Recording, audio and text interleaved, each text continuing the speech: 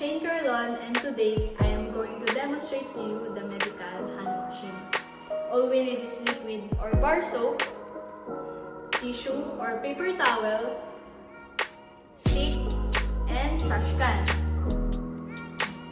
But first, let's take note of this that nails should be kept short to less likely harbor microorganisms. Second, remove all jewelry to facilitate proper cleansing. Third, check hand for breaks or cut because it has a risk to transfer infectious microorganisms. So let's begin. Approach the sink and do not allow your uniform to touch the sink during washing procedure because the sink is considered contaminated and the uniform can carry microorganisms from place to place. Let's open the faucet.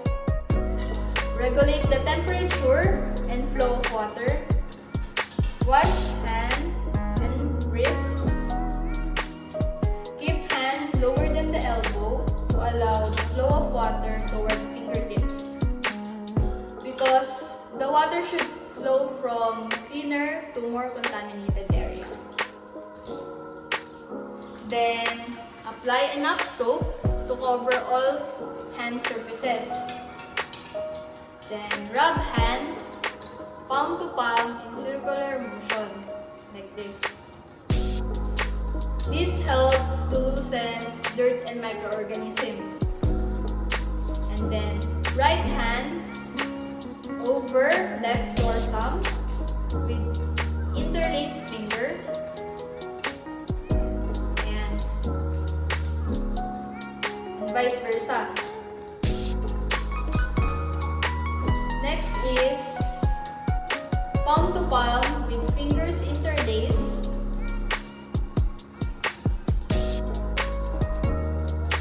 The interlacing of fingers and thumb is to clean interdigital spaces.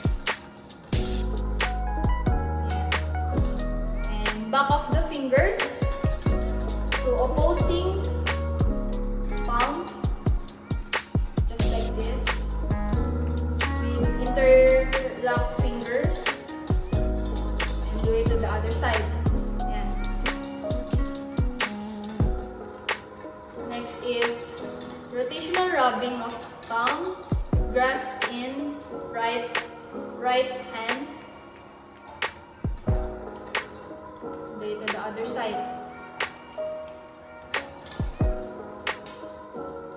And then rotational rubbing, backward and forwards with grasp fingers of right hand in left palm. Do it on the other side. Lastly, rubbing of wrist to forearm. And do it on the other side also. After this, wash the forearm, wrist, palm, back of the hand, finger, area between the finger and knuckles. After this, get the stick to clean the area under the fingernail.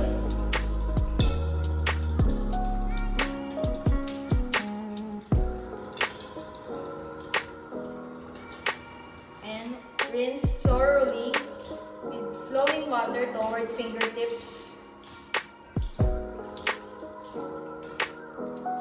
If there's no soap, then you can now dry our hands. But take note to close the faucet using a paper towel. Sorry, the other way around pala.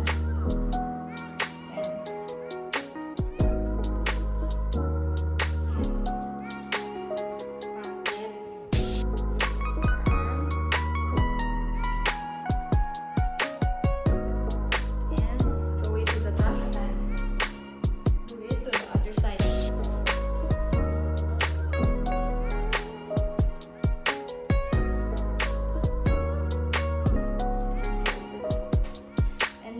your hands is safe. After performing hand hygiene, we can now proceed to donning and removing of sterile gloves. What we will need is sterile gloves. In this case, I'm using cleaning gloves. Take note that the sterile gloves comes in a package and various sizes. So it's important to know your correct size of gloves in order to fit in. So here, as you can see, my gloves is already prepared. But when you have your sterile gloves, you need to be careful to open the package and you will notice two coverings. You will place the inner package on a clean flat surface above waist level. Next, identify the right and left glove, and each glove have cuffs with approximately 2 inches wide. With your dominant hand, so here my dominant hand is my right hand, so I'm gonna glove this first. Now, I'm going to take my left hand and grab the cuff with my 2 fingers and thumb to the right glove inner surface. And I'm going to fold my thumb inside my forefinger so it will be easier to put on and will not touch unsterile area. Carefully pull the glove while sliding your hand into the glove. Carefully roll the cuff. Now that we have already gloved my dominant hand, slip 4 fingers into the second glove cuff while making sure that this thumb is away. Carefully pull the glove over non-dominant left hand. So, I'm gonna push with this part so it will go over my hand.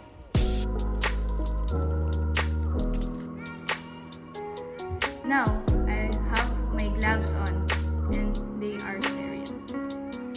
Next, we are going to remove our sterile gloves considering it already used or soiled.